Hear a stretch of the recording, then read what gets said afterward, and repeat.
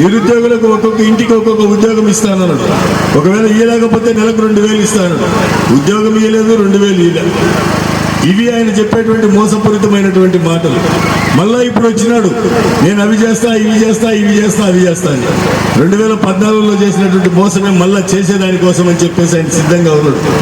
అదే జగన్మోహన్ రెడ్డి గారు కేవలం 2 పేజీల్లో నవరత్నాలు అనేటి వాటిని పొందుపరిచి చెప్పిన మాటను నిలబెట్టుకుంటూ మొదటి రోజు నుండి ఈ రోజు వరకు కూడా తూచా తప్పకుండా ప్రతి కుటుంబానికి మేలు చేసినటువంటి ఘనత మన నాయకుడు జగన్మోహన్ రెడ్డి గారిని అని చెప్పేసి కూడా మీ అందరికీ వివరిస్తా ఉన్నా, తెలియపరుస్తా ఉన్నా.